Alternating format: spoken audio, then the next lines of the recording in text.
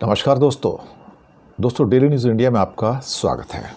Iran Israel युद्ध में कुछ नए मोड़ नज़र आ रहे हैं।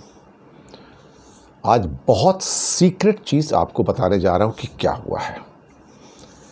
क्या आप यकीन करेंगे, वो अमेरिका जिसके ईरान के साथ कोई संबंध ही नहीं है, एक तरह से डेड संबंध है, उसकी कुछ ऑफिशियल्स तेहरान जाते हैं अभी 2-3 दिन के अंदर।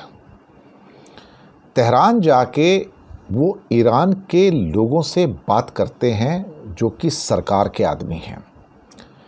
एक सीक्रेट मीटिंग होती है और उस सीक्रेट मीटिंग में इजराइल की खुफिया एजेंसी मोसाद के 10 एजेंट्स हैं, उसकी लिस्ट सौंप देते हैं।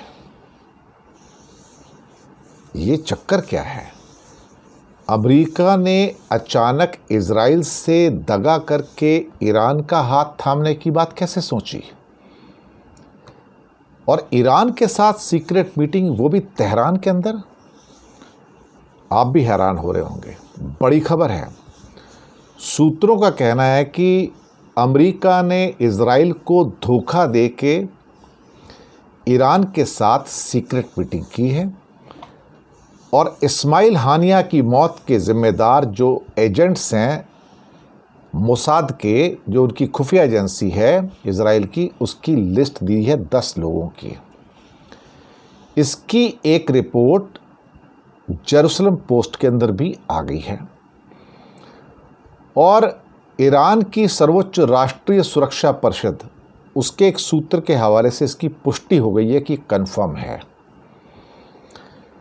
कि ओमान की मीडिएशन के बीच में, ओमान ने मीडिएशन किया है और अमेरिका की एक सिक्योरिटी रिप्रेजेंटेटिव की टीम तेहरान जाती है गुप्त विमान से और तेहरान में अमेरिका और ईरान के बीच में सीक्रेट मीटिंग होती है।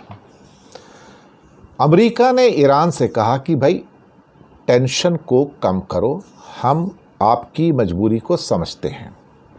ये पहली बार ऐसा है कि जहां अमेरिका डायरेक्टली ईरान से बात कर रहा है।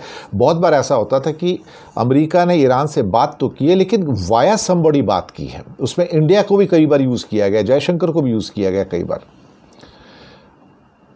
उनका कहना है कि हमें, यानी कि बाइडन प्रशासन को, हमें नहीं पता था कि भाई इस्माइल हानिया की हत्या इजराइल करने जा रहा है। और ये भी कहा कि इजराइल के प्रधानमंत्री नेतन्याहू ने अमेरिका को इस मामले में अंधेरे में रखा है। ये बहुत बड़ी बात है। अमेरिका इजराइल को दगा दे रहा है। एक तरफ कहता है कि मैं तेरे साथ हूं और दूसरी तरफ वो सीक्रेट मीटिंग ईरान के साथ तेहरान के अंदर, वहां स्पेशल प्लेन भेज के उनका प्रतिनिधिमंडल जाता है। ये क्या चक्कर है भाई? अब मुसीबत ये है कि वहाँ पर जाके जो रिपोर्ट्स कहती हैं कि 10 एजेंट की लिस्ट है जो प्रोबेबल हो सकती है, पोटेंशियल जो लोग हैं जिन्होंने इस्माइल हानिया को मारा, कि किसने इस्माइल हानिया के कमरे में बम रखा था, प्लान किया था, ईरान का कौन सा सुरक्षा एजेंट हो सकता था जिसकी सहायता से इसे अंजाम दिया गया, और इस्माइल हानिया की हत्या होने के बाद ईरान के सुरक्षा एजेंट कैसे फरार हो गए। और ये मीटिंग 2 घंटे चली है। 2 घंटे अमेरिका का प्रतिनिधिमंडल और ईरान का अधिकारी, इनके बीच में मीटिंग हुई। मोसाद के 10 एजेंटों के नामों की लिस्ट ईरान को दी गई। माना जा रहा है कि ये सभी एजेंट इस्माइल हानिया की हत्या में शामिल थे। आप सोचिए इस दुनिया की राजनीति में क्या क्या होता है कि बाइडन चुपके तेहरान जाता है अपने प्रतिनिधि मंडल के द्वारा और तेहरान में ईरान की सरकार से बात करता है।